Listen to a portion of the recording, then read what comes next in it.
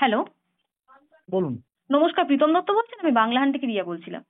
হ্যাঁ, বলুন। হ্যাঁ, প্রীতম দা, সরাসরি যে প্রশ্নে চলে যাচ্ছি। এশিয়া কাপে আমরা দেখলাম পাকিস্তানের হার, ইন্ডিয়ার জয়, এবং সেখানে ইন্ডিয়া টিম হ্যান্ডশেক না করে মাঠ ছাড়ার জন্য সাইদ আফ্রিদি তিনি আজকে পাকিস্তানের একটি সংবাদ মাধ্যমে চ্যানেলে বসে রাহুল গান্ধীর প্রশংসা করেছেন। তিনি বলেছেন যে রাহুল গান্ধী ভীষণ ভালো মানসিকতার এবং ভালো ভালো মানসিকতার একজন লোক, এবং তার সাথে আলোচনা চায় পাকিস্তান। এবং অপরদিকে এই যে কেন্দ্রে সরকার রয়েছে ভারতে, সেই সরকার বারবার নোংরা মানসিকতা নিয়ে, ধর্ম নিয়ে রাজনীতি করছে।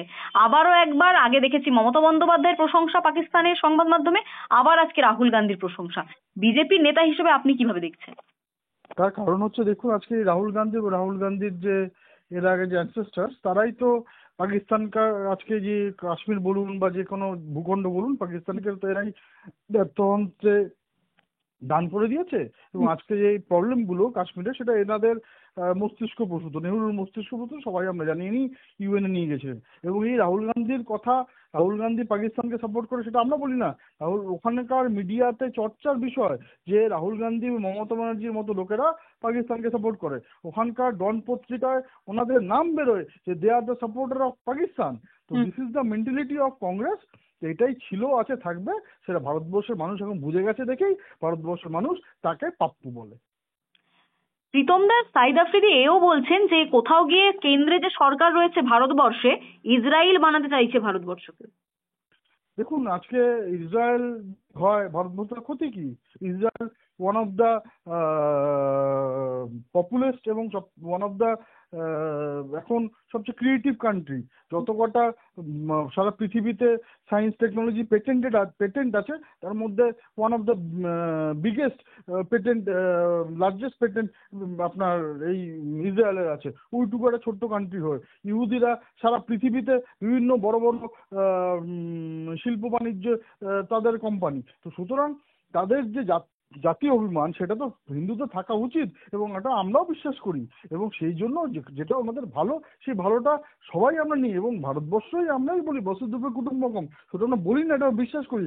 আমাদের যেরকম প্রত্যেকটা মানুষ আমাদের পরিবারের অংশ, সেরকম পাকিস্তানের যে সামান্য নাগরিক, তারাও আমাদের ভাই। যারা আমার ইসরায়েলের সামান্য নাগরিক, তারাও আমাদের ভাই। সেই জন্য একমাত্র নরেন্দ্র মোদী এই কোভিডের সময় নিজেদের ভারতবর্ষের প্রত্যেক জনকে সে ভ্যাকসিন দেওয়ার পর প্রায় 100টার উপর দেশকে আরো ভ্যাকসিন পাঠিয়েছিলেন। তো সেটা ভারতবর্ষ যা ভাবে, আমাদের সনাতনী যে কালচার, সেই কালচারে যেমন ভাবি, সেরকম ইসরায়েলও আমাদের ভাই, এবং পাকিস্তানের সামান্য যে নাগরিক, তারাও আমাদের ভাই। প্রীতম দা, বারবার আমরা দেখেছি যে রাহুল গান্ধীকে বিজেপির নেতৃত্ব বারবার কটাক্ষ করেছে, পাপ্পু বলে তাকে আক্রমণ করেছে। কিন্তু এই যে রাহুল গান্ধীর প্রশংসা হচ্ছে, তাও আবার এত শত্রু একটা দেশের সাথে, রাহুল গান্ধী কিভাবে নেবে বলে আপনি মনে করছেন? মানে প্রশংসার মতো নেবেন, নাকি খানিকটা অস্বস্তিতে পড়বেন রাহুল গান্ধী? মানে এই গান্ধী পরিবারে এবং রাহুল গান্ধীদের এই কংগ্রেসের ক্যাবিনেটের লোকেরা, মণিশঙ্কর আয়ার, তো ওখানে গিয়ে বলেছিলেন যে পাকিস্তানের হেল্প চাই মোদিকে হাঁটানোর জন্য। তো এগুলো তো ওনাদের মানসিকতা, এবং এটা ওনাদের মনে পড়ে বিশ্বাস করে। তো সেই জন্যই আজকে যে এই যে কাশ্মীর ইস্যু, এই কাশ্মীরের যে প্রবলেম, আমরা সবাই জানি কাশ্মীরকে কোথায় নিয়ে গেছিলেন। ইউএনএ প্রথম নিয়ে গেছিলেন এই রাহুল গান্ধীর যে আগের পরিবারের লোক, আমাদের প্রথম প্রধানমন্ত্রী আপনার জওহরলাল নেহরু। এটা তো তাদের মানসিকতার মধ্যে আছে, তাদের ডিএনএ তে আছে। ইন্ডিয়া বিরোধী, ভারতবর্ষ বিরোধী কথাবার্তা বলা এবং সেই নীতিকে পোষণ করা। যারা ভারত বিরোধী, তাদের সাথে কি বন্ধুত্ব করা। সে চায়না বলুন, পাকিস্তান বলুন, সব জায়গায় চায়নার সাথে কি ডিল করে এসছে, কি আপনার এগ্রিমেন্ট করেছে, সেটা আজ অব্দি কেউ প্রকাশিত পায়নি।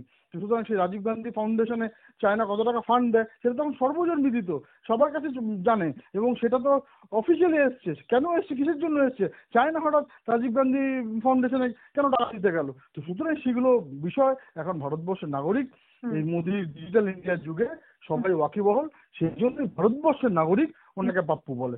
বিজেপি কিছু বলে না, বিজেপি ওনাকে সসম্মানে লিডার অফ অপোজিশন হিসেবে দেখে, এবং আমরা তাই ভাবি যদি আচরণ করে, সেই জন্যই ভারতবর্ষের নাগরিক ওনাকে পাপ্পু বলে, এবং পাপ্পুর মতো আচরণ করতে ওনাকে দেখা যায়। এক একটার পর একটা ঘটনা থেকে শুরু করে তোমাদের মিডিয়া বন্ধুরা যখন প্রশ্ন করতে যাও, উনি কিভাবে কথা বলে, কিভাবে বুম ছুড়ে ফেলে দেয়, কি করে দেখেছি আমরা ভারতবর্ষের কনস্টিটিউশনে যখন এর আগে প্রধানমন্ত্রী একটা আইন পাস করেছে, সেটা কি করে ছিঁড়ে ফেলতে হয়, সেটা আমরা রাহুল গান্ধী থেকে দেখেছি। তো তারা ওই সেই জন্যই ভারতবর্ষের নাগরিক তাকে পাপ্পু বলে। অসংখ্য ধন্যবাদ প্রীতম দা বাংলা হান্টকে। আরো ভালো ভালো খবর দেখতে সাবস্ক্রাইব করুন বাংলা হান্টের ইউটিউব চ্যানেল। বাংলা হান্টের আরো খবর দেখতে নজর রাখুন। বাংলা খবর মানেই বাংলা হান্ট।